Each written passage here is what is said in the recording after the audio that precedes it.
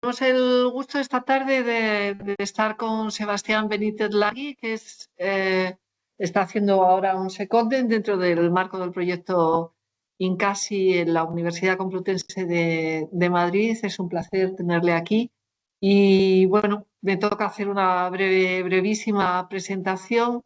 Él es licenciado en Sociología por la Universidad de Buenos Aires, magíster en Sociología de la Cultura por el Instituto de Altos Estudios Sociales de la Universidad de San Martín y doctor en Ciencias Sociales por la UBA. Es investigador independiente del CONICET y profesor adjunto impartiendo asignaturas como Teoría Social Clásica y Culturas Digitales, Políticas y Educación dentro de los estudios de Sociología de la Facultad de Humanidades y Ciencias de la Educación de la Universidad de La Plata. Entre sus publicaciones destacan algunos libros como Después de conectar, Igualdad, de 2022, Inclusión Digital, Estudios sobre consumos culturales en la Argentina contemporánea, y además cuenta con numerosas publicaciones en revistas científicas, libros y actas de congresos y jornadas. Ha sido director del Departamento de Sociología de la Universidad Nacional de La Plata, en la Facultad de Humanidades y Ciencias de la Educación, y actualmente es consejero directivo del Instituto de Investigaciones en Humanidades y Ciencias Sociales de la Universidad de La Plata y CONICET.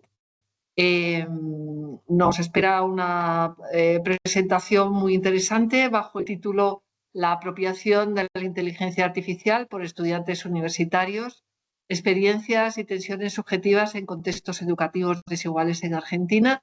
Y por mi parte, nada más. Apago mi micrófono porque estamos en la misma sala para que no se acople. Y nada, pues tienes la palabra, Sebastián. Muchas gracias, Olga. Ahí, bueno, comenzamos. Te agradezco por la presentación y bueno, agradezco a todos quienes organizan el proyecto INCASI por esta oportunidad para poder estar haciendo la estancia y poder haber estado analizando todos los datos que voy a presentar ahora. Bueno, voy a compartirles pantalla.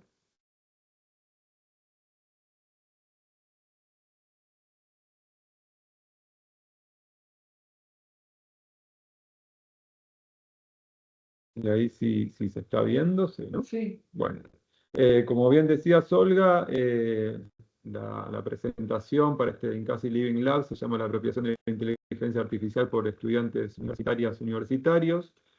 Y voy a charlar sobre las experiencias y algunas tensiones subjetivas que estoy hallando mediante el análisis de todo un conjunto de entrevistas. Ahora les voy a comentar un poquito mejor. Obviamente es un análisis preliminar, es un trabajo de campo que estamos desarrollando actualmente en la Universidad Nacional de La Plata. Pero bueno, voy a comenzar un poquito contándoles qué estuve haciendo en estos 2 meses. Primero estuve un mes en la Universidad Pablo de Olavide y ahora en la UCM. Bueno, además de estar construyendo un poquito algunos conceptos teóricos sobre desigualdades y estructuración social mediante los cursos de INCASI, me dediqué a hacer una búsqueda, selección y análisis bibliográfico sobre desigualdades digitales, inteligencia artificial generativa y juventudes, tanto en Argentina, que eso ya lo veníamos haciendo desde allá, como en España y en Europa, así que un poquito tratando de ver antecedentes y construir un estado de la cuestión. Luego estuve haciendo un relevamiento de análisis más descriptivo de estadísticas sobre accesos y usos de tecnologías y sobre todo de inteligencia artificial en Argentina y en España. Y el trabajo más grueso ha sido el análisis de las entrevistas que hemos realizado en el marco del proyecto de investigación y desarrollo de la UNLP, que yo dirijo, Desigualdades Sociales y Trayectorias Educativas en Tiempos de Pandemia. Por otra parte, estoy haciendo networking y también todo esto está diviniendo en la preparación de artículos o alguna presentación en congreso o capítulos de libros. En esta presentación me voy a concentrar en esos 2 puntos que están recuadrados, el punto 3 y el punto 4, pero no quiero dejar la oportunidad para agradecer a Olga, Sandra, Leticia, Pedro, Cristian, a todos quienes hacen posible el proyecto INCASI, porque como ven, yo estaba cuando preparaba esto, digo, estoy haciendo casi un trabajo de tesis, porque voy de marco teórico hasta análisis y escritura. Y bueno, eso es gracias a la posibilidad de tener mucho tiempo de trabajo aquí y sobre todo también de intercambio de pareceres con colegas que trabajan temas afines. Así que no, está bueno seguir con este tipo de instancias de intercambio. Bueno, algunos puntos de partida teóricos, los voy a pasar medio rápido. Eh, Partimos de la noción muy desarrollada por los estudios culturales latinoamericanos, ¿no? Que hablan de la apropiación, sobre todo cuando hablan de los medios de comunicación, pero también la utilizamos para la apropiación de las tecnologías digitales, para pensar más allá de lo que es el acceso, el tipo de uso y el consumo de las tecnologías digitales. Queremos pensar la apropiación para recuperar la experiencia de los propios actores, pensándolos como sujetos activos en este proceso de recepción de las tecnologías. No simplemente ver cuánto y cómo la usan respecto a lo que se espera que se haga con esas tecnologías, sino cómo van construyendo sentidos a partir de sus propias prácticas y representaciones que construyen en torno a lo tecnológico. En ese mismo sentido, entendemos la inteligencia artificial no como una herramienta neutral, aséptica, que está allí sin ninguna carga, sino como un artefacto cultural complejo, donde diferentes actores con distintos intereses y cosmovisiones van depositando desde el mismo diseño, desde la misma modelación de los motores de lenguaje en el que consisten y con todo el trabajo que hay detrás, tanto humano como inhumano, en el doble sentido de la palabra inhumano, porque el trabajo humano que hay lo hace en condiciones de muchísima precariedad, como desde ese mismo momento se van incluyendo dentro de estos motores y de estas plataformas sesgos, posiciones, como visiones particulares, ¿no? Y que no son universales ni generales, ni mucho menos neutrales. Algunos rasgos de la inteligencia artificial corresponde a esto que se denomina la apropiación incluyente, es decir, que los actores la apropiamos y aparentemente en la mayor parte de las versiones de los motores de inteligencia artificial no hay allí un costo a pagar, pero el costo, como bien sabemos, es todo el otorgamiento de datos y cómo alimentamos con nuestros datos a todos estos motores que se apropian de ellos, ¿no? Por otro lado, la idea de que son autómatas incondicionales, están siempre ahí. Esto va a ser interesante cuando veamos las prácticas de usos por estudiantes universitarios. La elevada adecuación al interesado, esta imposibilidad muchas veces de contradecir a quien la está usando y estar siempre a merced de todo lo que se le pida. La comprobada construcción de alucinaciones que son imprevisibles por parte de cómo funcionan estos modelos de lenguaje, justamente, y la imposibilidad de ser fiscalizadas, evaluadas, reguladas o supervisadas por organismos estatales. Esto es moneda corriente hoy en el debate público acerca de qué posibilidades hay para regular estos motores. Y por otra parte, por último, que tiene como un último rasgo la idea de que se trata de una conversación entre agentes humanos e inhumanos, ¿no? Más allá de toda la apariencia que luego adopten los diálogos que se toman con ella. Y por último, tomo de un texto de Pablo Molina, que también creo que lo escribió en el marco de un INCASI, acerca de cómo las brechas digitales previas en el acceso, uso y apropiación de las tecnologías digitales anteriores, forman como el código fuente de los desarrollos posteriores del AI. Es decir, no vamos a poder pensar las desigualdades digitales en torno a la apropiación de la inteligencia artificial sin tener en cuenta y poniendo en contexto social y político las brechas digitales que ya vienen acarreadas desde hace décadas en torno a la apropiación de las tecnologías digitales en general, sobre todo los ordenadores, los teléfonos móviles, Internet, etc. Y por último, otro presupuesto que tenemos del proyecto de investigación es que, existe una tensión entre las culturas digitales juveniles, lo que las juventudes hacen en torno a lo digital, cómo las atraviesan todas sus su vida cotidiana, sus prácticas de sociabilidad, de estudio, de ocio, laborales, de relaciones, de amistad y afectivas. Y por otro lado, las culturas académicas universitarias, ¿no? Y ahí habría una tensión donde la inteligencia artificial podría estar jugando tanto para atraer estos dos campos, pero de manera contradictoria, ambivalente, también podría funcionar para alejarlo. Bueno, la idea de la investigación es poder conocer la experiencia de las y los estudiantes como para luego alimentar dispositivos, políticas, etcétera, que puedan tratar de reunir y establecer puentes y diálogos entre estas dos culturas. La metodología, brevemente, hoy no me voy a detener en los detalles de cómo llevamos adelante este método, que tiene una estrategia cualitativa. El método es el de la tecnobiografía, a través de la implementación de instrumentos de guiones de entrevistas biográficas para reconstruir las trayectorias de apropiación de la inteligencia artificial con el objetivo de comprender qué efectos puede tener en la conformación de nuevos tipos de desigualdades, tanto digitales como sociales. El universo está conformado por jóvenes de 18 a 25 años, estudiantes de la Universidad Nacional de La Plata. En este caso yo me voy a concentrar únicamente en el análisis de las entrevistas con estudiantes de la Facultad de Humanidades, pero también estuvimos haciendo en la de la Facultad de Informática, que por obvias razones van a tener su particularidad.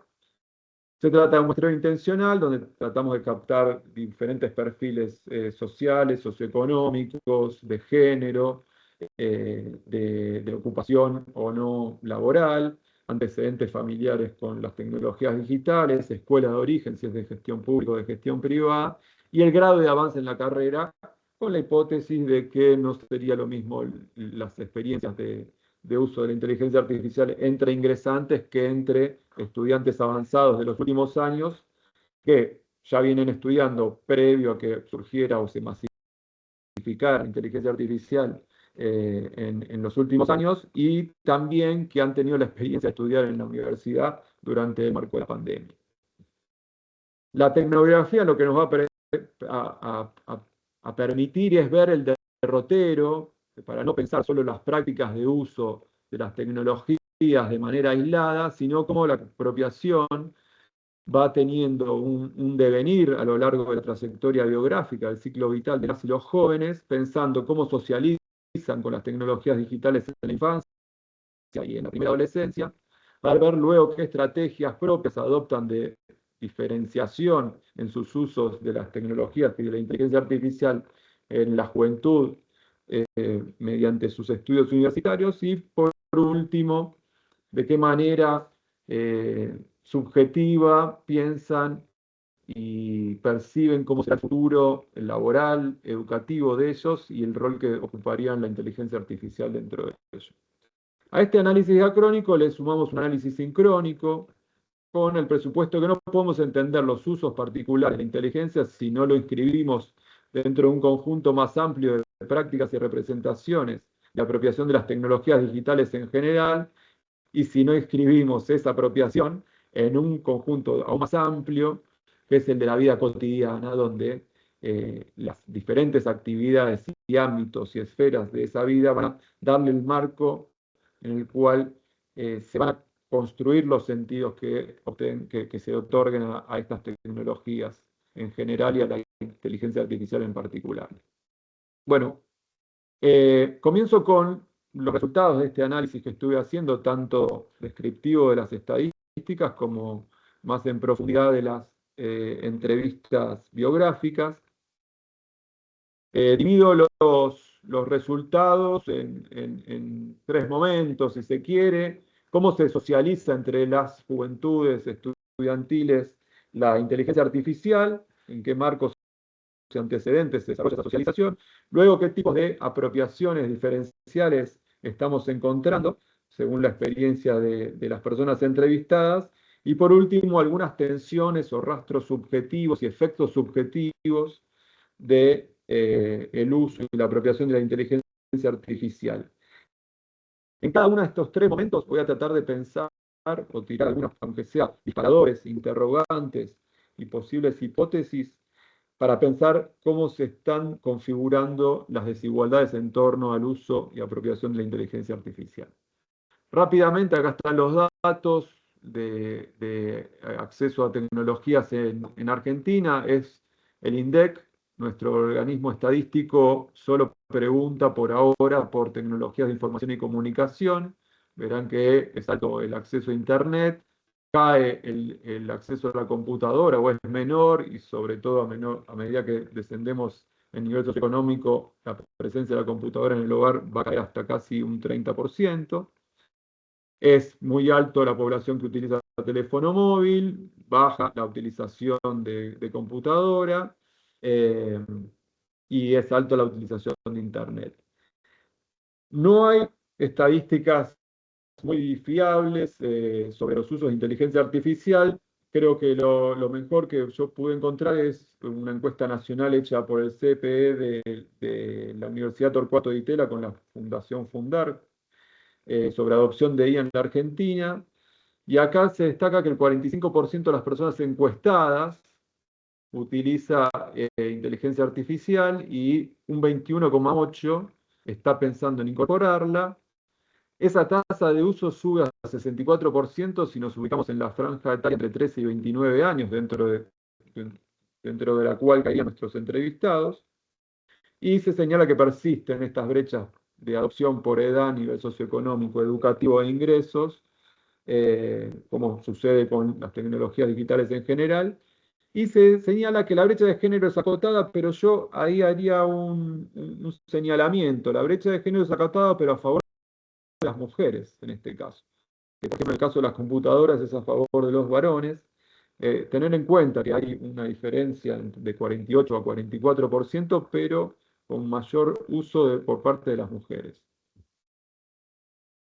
Si nos concentramos en la generación Z, que son estas personas de 13 a 29 años, vemos que un 64% la está usando y un 11% dice que no, pero que está pensando, considerando usarla. Eso nos da 75, 3 de cada 4 personas de esta edad, de esta generación, que estaría usando o piensa usar, y hay alrededor de un 18% que no la usa ni piensa usarla. Digo, para que tengamos en cuenta ese dato, porque luego lo vamos a poder cruzar con lo de las entrevistas. Y ahí señalo que entre las personas que tienen secundario completo y superior incompleto, es un dato sucio, ¿no? Porque acá puede haber adultos con este nivel educativo, pero bueno, es lo que está disponible en el informe de la encuesta. La interpretación, traducción o resumen de textos alcanza un 40%, esto podría decirse que es para educación, esos usos, ¿no? Así que bueno, es un poco el contexto más general.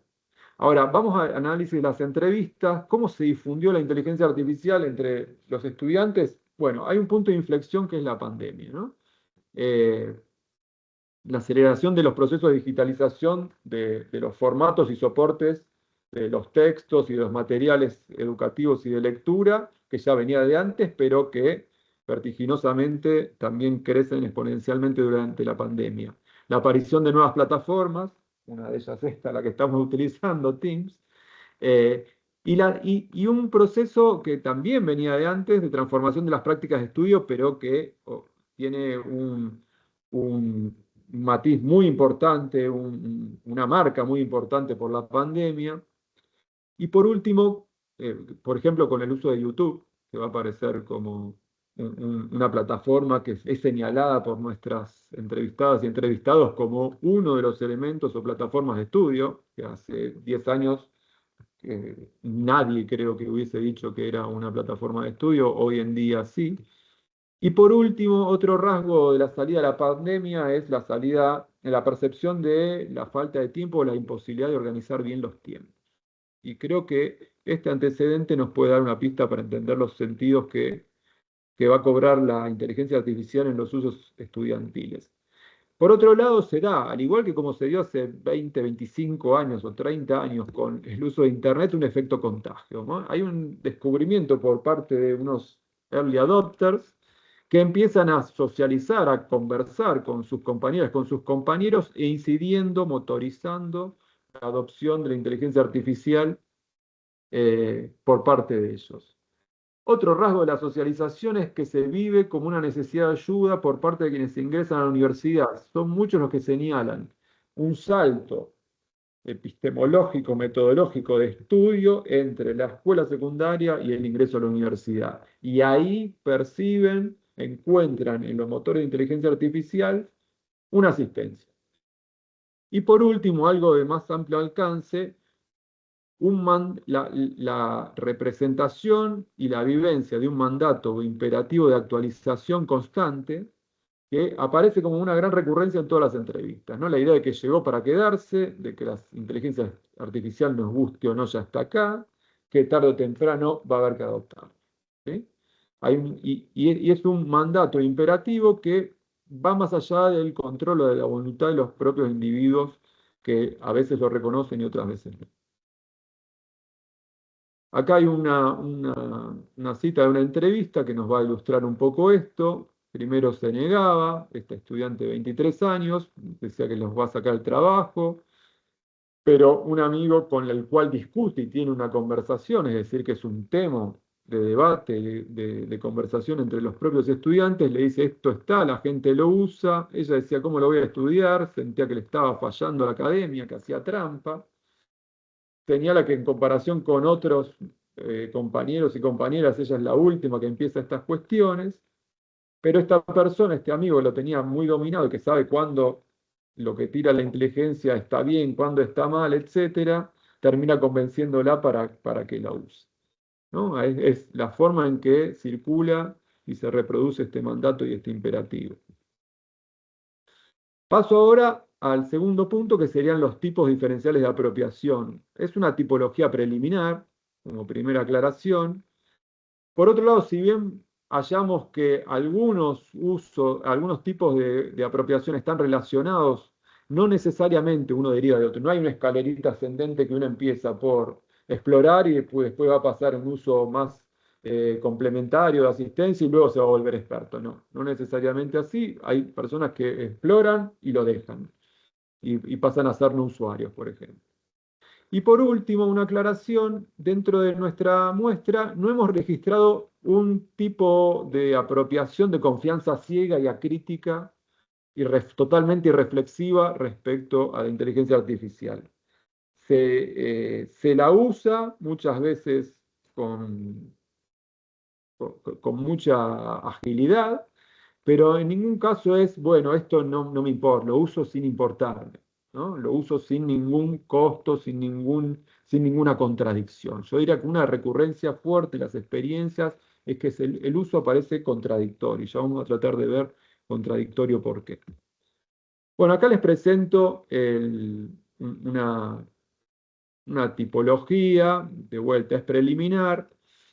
Podríamos empezar por donde hay baja frecuencia de uso y menor reflexividad crítica y menor experticia, usos exploratorios. Luego, cuando aumenta la frecuencia, aunque todavía la experticia no es tan grande, un uso complementario de asistencia para la práctica de estudio, para luego pasar en lo que podríamos denominar un uso experto, donde hay una integración creativa ya y en algún punto crítica, detectando alucinaciones, riesgos frente a posibles sesgos, aunque no se detectan todos los sesgos, noción de que hay sobreexposición a veces de contenidos que no sirven y sobre todo riesgo de posibles plagios. Y por último, con mucho nivel de crítica, están los que no usan porque eligen no usarlo debido a un distanciamiento ético. Ya vamos a ver qué tipo de carga tiene eso. El uso exploratorio lo paso porque es esas personas que le tiran un prompt, que prueban, que querían saber de qué se trataba, que están con la página en blanco y quieren que les dé una ayudita, un título, aprender, van viendo y probando, a ver qué sucede. El segundo, el instrumental complementario, ya empieza a haber cierta complejidad y cuando no comprenden algún contenido de un texto le piden alguna explicación. Hay mucho de pedido de resúmenes de materiales. Acá esto va con la transformación de las prácticas de estudio que yo mencionaba, que ya viene acarreado desde antes, acerca de que no aparece la lectura del texto como el primer momento y el primer ejercicio. ¿Sí? Viene después, en todo caso. Bueno, para organizar grandes fuentes de materiales, etc. Para prácticas y ejercicios, acá los simuladores de parciales aparecen como un emergente, ¿no? Utilizar algunas inteligencias específicas para esto y otras, las más comunes, ChatGPT o de las más conocidas, para que le simulen un parcial. Ellos responden y el chat les corrige si está bien o mal, ¿no? Y por último, la asistencia a la escritura para corrección de ortografía, etc. Son acá dos citas, de vuelta esto que se ve el imperativo, hay que saberlo usar, te hace ganar tiempo, aparece fuerte, lo vamos a ver con más detalle. Paso al uso experto de una integración crítica, donde acá se conjugan una alta alfabetización digital y, como señala Scotto, para que haya un uso experto y crítico, tiene que combinarse con la alfabetización académica, es decir, un dominio de los contenidos sustantivos de la materia y de la carrera para poder detectar si lo que está diciendo las inteligencias artificiales es valedero, si es lo que los profesores están pidiendo o no, si concuerda con el espíritu de los textos, etc. Hay algunas características, utilizan una diversificación de herramientas, mientras que los anteriores generalmente se reducen al uso de ChatGPT. Acá hay una combinación de otras herramientas como DeepSeek, NotebookLM, Perplexity, Gemini y otras según tareas específicas, Gizmo, etc. El pensamiento crítico utilizan, pero siempre sistematizando y verificando los resultados, verificando la precisión de esa información y detectando cuando tira cualquier cosa y alucinaciones y algunos sesgos también. La aplicación creativa, combinarlos para resolver problemas más complejos y por último hay una reflexión ética respecto a las posibles consecuencias en torno a la autoría, etcétera, y la confidencialidad de los datos y el cuidado de los propios datos cuando piden en las inteligencias algún tipo de procesamiento de información. Va una cita de un usuario que parece experto, por todo lo que tengo, para que se den cuenta bien cómo es el mecanismo. Primero intenta leer la bibliografía, pero es medio imposible. Esto es, de vuelta, una recurrencia en la experiencia. Entonces lee hasta donde puede, después pasa por Gizmo, que le hace fragmentos y le hace un pequeño resumen, le prepara un cuestionario Gizmo, él lo responde y ahí ve que está bien y que está mal. En base a eso, si le quedó claro, ahí se pone a escribir su propio resumen, lo pasa por DeepSeek para una corrección gramatical, lo revisa de vuelta y eso recién lo que termina entregando y señala que hay que tener mucho cuidado con qué tipo de inteligencia se usa. Algunas están más actualizadas, otras no. Unas tiran muchos datos que no sirven, otras son más precisas, unas arrojan fuentes que existen y otras cualquier cosa. Eh, entonces el tema dice es que tenés que estar ahí, que tiene que estar la presencia humana del estudiante, tiene que ser constante, ¿no? Y ir haciendo este ida y vuelta con diferencias distintas, diferenciando entre utilizarlas, acá viene el aspecto más crítico, diferenciar entre utilizarlas para que te faciliten la vida estudiantil y otra cosa es que te hagan la vida estudiantil por vos, ¿no? Por último, el uso limitado de abstención consciente, donde hay desconfianza en la precisión de los resultados, preocupación por el manejo de los datos, por la integridad académica, valoran el esfuerzo personal y el contacto humano por encima de lo que puede hacer un agente inhumano, y lo que vamos a ver más adelante, que es el temor a la dependencia. Veamos simplemente el carácter altamente moral que hay en estas experiencias, ¿no? De resistencia al uso por cuestiones más ideológicas, valorativas. Uno que dice, yo nunca usé porque creo que es fácil caer y repetir. No quiero decir que nunca la voy a usar porque sería mentirles, ¿no? Ahí está de vuelta el imperativo que por ahí no se va a poder resistir para siempre. Por ahora elijo no usarlo porque encuentra un choque entre cómo es el aprendizaje cuando uno busca la respuesta y todo el procedimiento para encontrar y construir el conocimiento, simplemente tener la respuesta automáticamente con un motor de inteligencia. Y otro estudiante que dice que tiene directamente una cruzada contra el ChatGPT, porque le parece que es un error, que en el caso de su carrera no le sirve porque vos le tirás el texto y no interpreta alegoría, no interpreta otras formas narrativas, etcétera. Pero de vuelta, yo por ahí si me gana la cruzada, yo creo que lo usaría. Pero lo que prevé es que sería el fin de su pensamiento reflexivo, ¿no? Hay también un tono apocalíptico al respecto, ¿no? Eh, entonces, bueno, reconocen las falencias, reconocen los potenciales errores que tienen y, bueno, prefieren por ahora mantenerse en el dominio del pensamiento humano reflexivo. Bueno, vistos esto, cómo se socializó la inteligencia artificial, qué tipos diferenciales de apropiación van apareciendo, van emergiendo, quería preguntarme por los efectos subjetivos de la apropiación de la inteligencia artificial para luego hacer una conclusión en relación con la cuestión de las desigualdades, que es uno de los temas que nos atraviesa dentro del INCAS. En primer término, la cuestión de la productividad y la veracidad, ¿no? Encuestas como la de Zuckerberg y Wangman señalan que más del 80% de los estudiantes respondió afirmativamente que se reduce el tiempo de tareas cuando utilizan el chat GPT, ¿no? Es recurrente y asombrosamente cómo ha permeado la noción de productividad como categoría nativa. No puse acá todas las veces que aparece la palabra productividad en los relatos, pero es impresionante.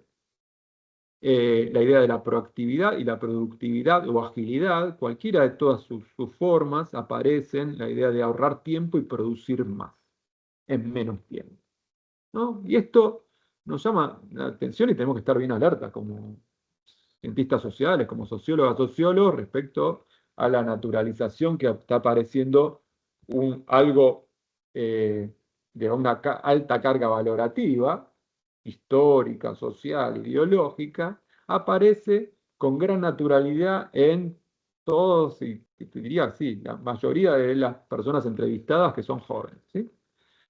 Bueno, eh,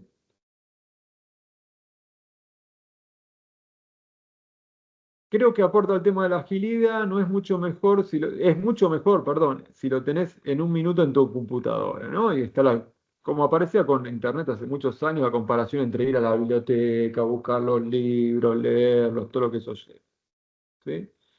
Eh, pero entra en tensión esto con la veracidad o la validación del conocimiento que se encuentra, y bueno, las personas que empiezan a ver que hay alucinaciones, etcétera, dicen, no, bueno, al final tardo más tiempo, ¿no? Porque si tengo que contrastar tanto, mejor lo hago yo directamente, dicen algunos. Y acá quiero que comparemos dos situaciones distintas, ¿no? Porque en la encuesta de Zuckerberg y Wangman señalan que a mayor percepción de productividad, menor chequeo de información y viceversa. Cuanto menor chequean, más perciben que es más productivo el uso de la inteligencia artificial, ¿sí? Pero vamos a ver, porque yo quiero agregar un matiz acá, porque en las experiencias que estamos encontrando, esto puede tener dos sentidos bien diferentes. Por un lado, esta estudiante de 22 años dice, hay cosas que realmente las necesitaba y el chat me las dio de una. Y de esa manera espero haber aprobado, ¿no? ¿No? Ahí ganó tiempo, pero quedó ahí, a merced de lo que el chat le haya tirado y se siente más liviana. Sin embargo, la experiencia contradictoria es que cuando no le responde lo que ella está esperando, se pone loca, le da nervios, etc. Ahora, en un usuario mucho más experto, si se quiere, el ida y vuelta y la ganancia o ahorro de tiempo viene en función de una complejidad de la experiencia mucho mayor. Lo resumo porque si no me voy a ir mucho de tiempo, pero primero ver qué le interesa a los profes, ¿no? Entonces les pregunto directamente, ¿este tema entra, este no, de este texto, esto sí? Bueno. Pero dice, todo depende de los tiempos. O de que haya alguna unidad que yo siento que la padezco, ¿no? Yo les decía que no encontramos ningún usuario acrítico total. Lo que hay es muchas justificaciones a veces en situaciones puntuales. Ese tema es inentendible, bueno, lo padezco, ChatGPT ayuda. Me dieron 300 páginas de un día para el otro, bueno, trato de ir. Trabajo, tengo que cuidar gente, bueno, como justificaciones respecto a eso, lo cual marca el sentido contradictorio. Quiero rescatar acá que no hay esa idea, bueno, lo voy a usar y chao, porque total no se enteran y listo. ¿Sí? Bueno, esta persona, eso, le pide detalladamente que le organice un mapa mental. En base a eso, le tiran 20 puntos y él dice, no, yo solo necesito 6, los 20 hay 14 que son puro bla bla, así que los descarto. Voy interactuando, quitando algunas cosas. Bueno, le había escrito al profesor, pero no me respondió. No saber cuándo le escribió, ¿no? Un mail por ahí un domingo. Bueno, entonces lo reviso. Bueno, pero diciendo esto está bien, esto está mal. Y ahí señala esto último. Bien usada, siento que es una herramienta para poder incluso ahorrarme mucho tiempo, ¿no? Pero el llegar al ahorro de tiempo respecto a la experiencia anterior y esta es completamente distinto en un estudiante que se ve que tiene alfabetización digital y manejo de la materia, aunque sea eh, preliminar o inicial, pero que tiene ese dominio, ¿no? Y es probable que ahí haya orígenes distintos en los niveles educativos y en cómo han llegado a la universidad. Y el segundo punto y último punto de estas tensiones subjetivas es el vínculo entre el estrés y la dependencia. Hay bibliografía como la de Yang et al. Y otros de Corea del Sur que en base a estadísticas y a correlaciones que establecen, fueron planteando algunas hipótesis, descartando otras, y señalan que primero entre autoeficacia académica, que podríamos decir la autoconfianza en las propias habilidades académicas, porque ellos lo forman de eso, con qué promedio llegaron, cuán hábiles se sienten y confiados respecto a cómo saben estudiar, etcétera, no se correlaciona directamente con la dependencia de la inteligencia artificial, sino que aparece una variable mediadora, que es el estrés académico. Ellos dicen, o encuentran, mejor dicho, demuestran que estudiantes con baja autoconfianza o autoeficacia académica son más proclives a sentir estrés académico frente a las pruebas, exámenes, etcétera. Eso hace que entre esas y esos estudiantes haya mayores expectativas respecto a lo que las tecnologías podrían brindarle como solución para aliviar ese estrés.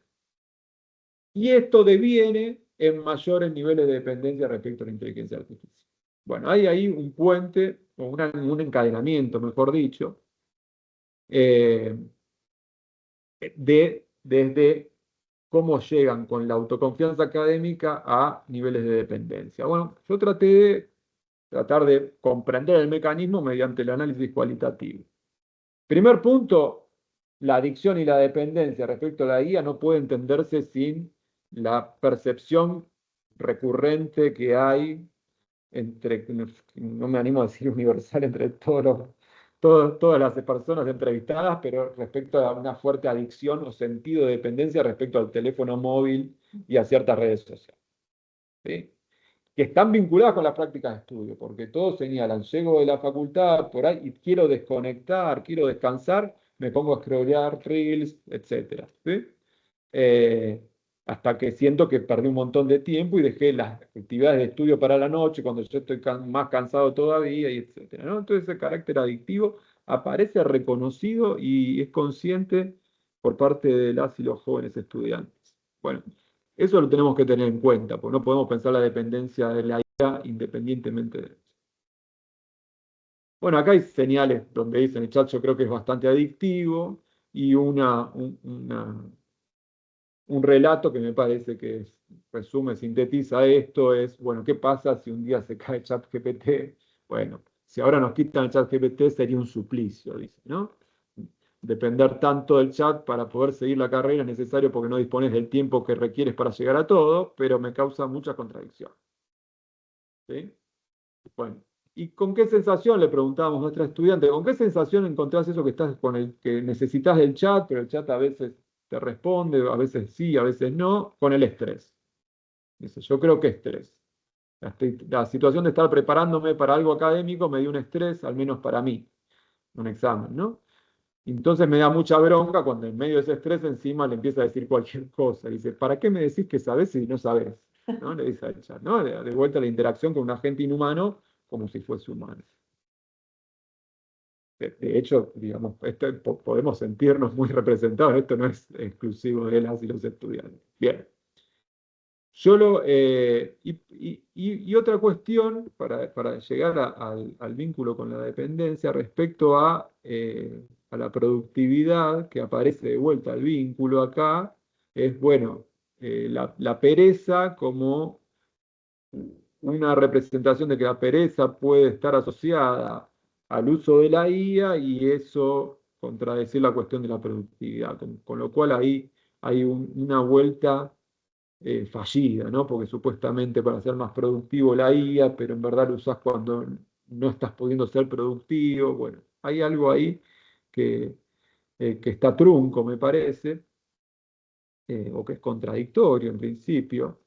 Bueno, la otra estudiante dice, me genera mucha pereza pensar ideas propias y ojalá tuviera una máquina que lo haga por mí, y bueno, existe, entonces a veces lo hago, ¿no? Y por último, un aspecto a tener en cuenta, que lo señala la literatura, lo denomina como la delegación cognitiva, esto de dejar el pensamiento, la reflexividad y la creatividad a los agentes inhumanos, delegándoselos. A mí me llamó la atención una frase que apareció varias veces entre personas que no habían comentado entre sí, pero un prompt que dice, a ver, ChatGPT, explícame esto como si fuera un átomo. ¿No? Y es llamativo el posicionamiento subjetivo, porque uno podría decir como si tuviese 15 años, como si, explícame esto para un estudiante que recién arranca, etcétera, ¿no? Pero el posicionamiento subjetivo ahí seguramente está asociado de- con una baja autoconfianza en las propias habilidades académicas, ¿no?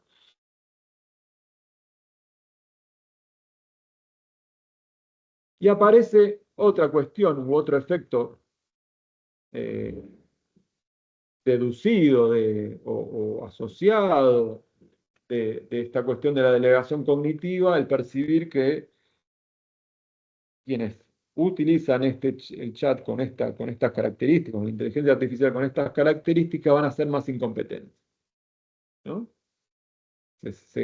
Hay conciencia de esa dependencia, pero también miedo a la incompetencia que puede generar. Bueno, ahí está muy claro y que a comparación de las generaciones anteriores, ellos creen que van a ser peores profesionales, porque van a tener menos conocimientos por la utilización de estas tecnologías y el miedo respecto a las generaciones más jóvenes todavía que ellas y eso, que yo cuando las entrevistas me río, porque, bueno, tienen 19, 18 años y hablan de los más jóvenes todavía. Bueno, eh, una contradicción completa y aparece esto, a veces aparece esta idea del síndrome del impostor, ¿no? De que me van a dar un título para algo para lo cual no estaría capacitado, ¿no? Y la idea de incapacidad. Bueno, voy a terminar y cerrar con esta idea. Eh, Primero, lo que ya decía antes, algunas cuestiones de reflexividad, ¿no? Una doble alerta. Primero, no naturalizar y quedarnos con las categorías y argumentaciones que utilizan los informantes, ¿no? El ejemplo más claro es la idea de la categoría de productividad. Bueno, ¿de dónde viene? ¿Cómo se construye? Es una marca epocal, es propia de este capitalismo contemporáneo, posfordista, cognitivo, ¿no? Donde el valor de la productividad está por encima de otro. Bueno, eso hay que cuestionarlo o hay que ponerlo en contexto, hay que sociohistorizarlo en todo caso. Y la otra alerta es a no psicologizar, por más que los informantes lo pongan en términos de psicología individual, ¿no?